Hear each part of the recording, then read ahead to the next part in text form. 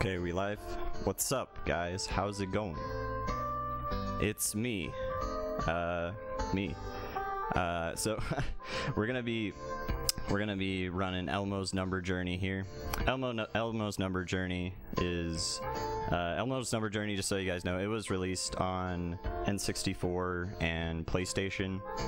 The two versions are pretty different. Like the engines of the games are like totally different, like setup. So the N64 version is a much better version to run, specifically for this reason. This game has it has poor joystick mapping. So basically, if you recenter your joystick using the this built-in recentering mechanic in the N64 controller, which you can do in any game, but like a lot of games have good joystick mapping. So anyway, it's hard to explain, but basically you can recenter your joystick by pressing L, R, and start at the same time and then holding a direction on your joystick. And if you hold that direction, like if I hold it all the way down, for instance, it'll recenter the joystick to the furthest down position. So then if I let go, it'll just have Elmo walking forward as if I was holding forward. But then if I press down, I don't move at all. Sorry if this is like really hard to understand, but anyway, if I hold forward though, I get twice the amount of forward movement. Is basically what I'm getting at. So we can move twice the normal speed that we're supposed to with this mechanic, but the thing that we sacrifice is that we're not able to walk backwards as easily. We have to like kind of maneuver around a bit, so we kind of sacrifice one thing for another, but it makes for kind of an interesting and fun speed game. But anyway, I'll get moving on to this. Sorry about the long spiel, but kind of is important to note. Anyway, so timing will start once they select a difficulty. The difficulty differences, by the way, easy has us select 6 numbers a course, while the rest have us select more. But anyway, so 3, 2, 1, go. Alright, so we're going to start off here. We're going to recenter our joystick to the right, so that when we hold left, we go left a bit quicker here. And Elmo's able to move any instance where Elmo is like walking around and he's not on any vehicle or anything, you can abuse this joystick mapping mechanic, and basically in the overworld we can do that. So we use that to get to the characters we need to talk to quicker. And to talk to the characters, we actually need to be in a full stop position too, so we need to like quickly stop on that exact angle that we recentered at after that, so that we can actually talk to them, or else Elmo will just sit there not talking to them forever. Alright, so this first level here is the it's a like chocolate river mountain, and we need to collect 6 numbers throughout the course here. Hopefully I don't miss any by accident, because then I'll have to redo another part of a course, but that's not a huge deal. So if you see on the right, the bottom right there, we have these little green dots, and those just show us how many times we can mess up. I did miss one, whatever. Okay.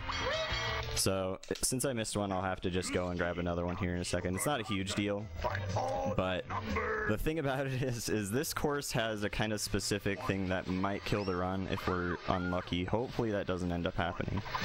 But basically we can end up clipping through one of these mountains if we're really unlucky, and that will totally kill the run if that happens. So I'm going to be really careful to make sure that doesn't happen.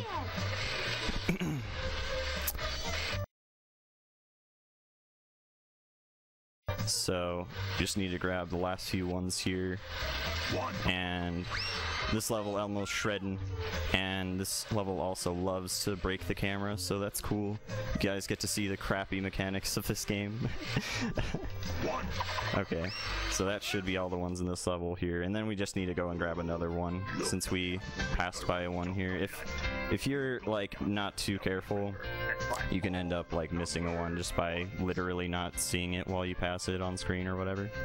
So you guys don't get to see the speed boost in this particular part just yet. I mostly did Cookie Monster's part first just because of the clip I was mentioning a second ago. Because if you clip through the mountains at all, you just fall through the end, like the bottom of the level, and then it just freezes eventually. So these are this is the bonus round. Every character has a bonus round, and the bonus round just basically has like math problems. And on easy, it just asks you a specific number to throw. Basically, the first two questions it asks you, you actually don't need to answer correctly. So if you don't have an answer that is less, like if your answer is anything 3 and above, then you just want to throw one ball and then just answer the question wrong 3 times, because it's much faster than answering it correctly. But the last question is the one that matters the most, and the lower the number is, the better on that one, because this is the one we actually have to answer correctly. And the animation for throwing a ball takes like 3 seconds for each ball, so like if we get a 1, that's the best luck that we can get on that last number. But basically though, if you get like a 1 or a 2 in the first 2 throws, or the first 2 numbers that it asks you to throw, then you want to just answer those ones correctly, because it will be faster. So we're through Cookie Monster's part now. We're going to be moving on to Ernie's part. We're going to recenter our joystick to the left here so that we can get moving to Ernie a little quicker. You've been to the carnival of numbers? So you guys will see here the first instance of like using the extra speed in the movement levels. They're flashing now. So we're going to the number carnival. Pick a number, but not just I don't think we ever really, I mean, I guess we end up going to a carnival eventually, but that's not happening yet. We're gonna first go through this little walkway here. So one thing that kind of happens whenever you have this extra speed is the camera isn't programmed to actually keep up with that speed at all, so it ends up lagging behind quite a bit and kind of jerks out of bounds a lot. Nice. I passed by this number just a little bit. If you're not too careful, if you walk past a number, it's very easy to have to like turn around, which is kind of bad since you have your joystick recentered the other way. Alright, so got almost all of the 5s here. Nice. That wasn't too bad of a pattern, so that's really nice, because if we get decent patterns, like the numbers that spawn throughout the levels can spawn a little bit closer or further away from the beginning of the level. So if we like get a really nice pattern, then we don't end up having to walk to the very end of the level, which is nice. So in this level here, we don't have any extra speed since this is a vehicle level, so we just try and collect these 5s from these bumper cars as quickly as we can. And then we're moving on to the next bonus round here.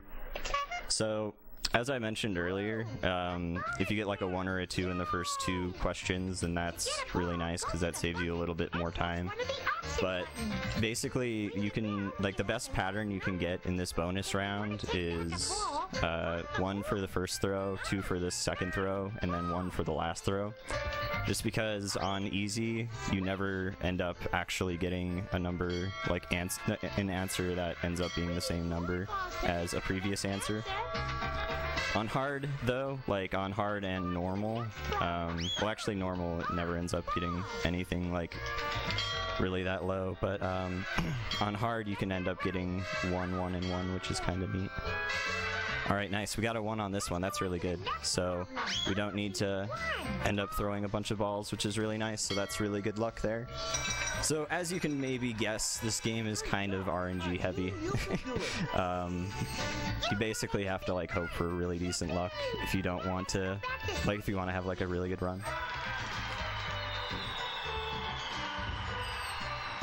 Alright, so we're finally moving on to the last section here, which is Count's levels.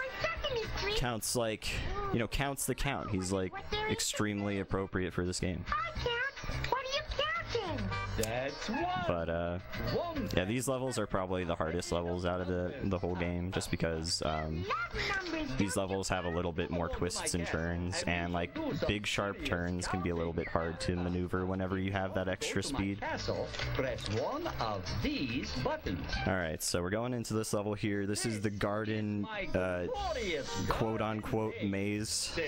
I mean, it's not really a maze because it's extremely linear, and there is no, like, maze deviations, but the garden maze. And we're gonna end up getting all the sixes. You guys ready to count all the sixes? Alright. I'm gonna pick up the sixes.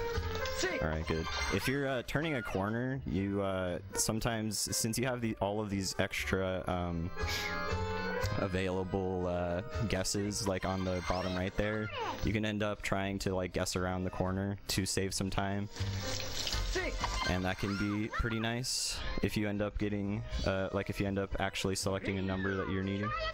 See, like there, I didn't get a number that I needed, so yeah. But as you can tell, it gets a little hectic in like this level specifically because of how long it takes the camera to catch up to you. Alright. And we want to make sure not to press up against the wall and stuff too much. It's really easy to get stuck on the wall with your extra speed as well, because there's just a lot of little like crevices in the walls. So, alright, so we're through that level there, and we're to the freaking final level. Dang it, I swore. I'm sorry, guys. I will make up for this. We will get a really good, castle level here. 6. Alright, 6. Okay, we got this. This is actually a decent pattern. If we get 2 at the pretty much at the start there, that's actually a really nice pattern. Hopefully I didn't skip up any here. Okay, good. Alright, I might have missed one back there. Yeah, that was one back there, actually. I was gonna say I missed one. Oof. See, this is how slow turning around is, just so you guys know. It's way faster to turn around if you're not, you know, obviously if you don't have this like extra speed going, but that's what happens when you mess up and if you're bad. Alright, so Elmo walks on air to the final number, and we're off to the final bonus round. 1, 2, 3. Alright, the final bonus round. You guys ready? So, timing is gonna end whenever we pull the bell to answer the final question correctly, so we need to get through these 3 questions here. 8 is a bad number, so we're just not gonna, we're obviously not gonna answer 8. Hopefully we'll get a good number for the last number though. That's pretty much the number that matters the most. We need more balls to make the correct answer. Alright, 2, that's not bad. If we get a 1 next time, that'd be great, but obviously you never know. As long as we don't get like a 9, that'd be great. In before 9. Okay, 7. 7's still pretty bad. So 7, you guys will see here how long it takes to answer a really huge number correctly. Like, it takes so long. It's brutal.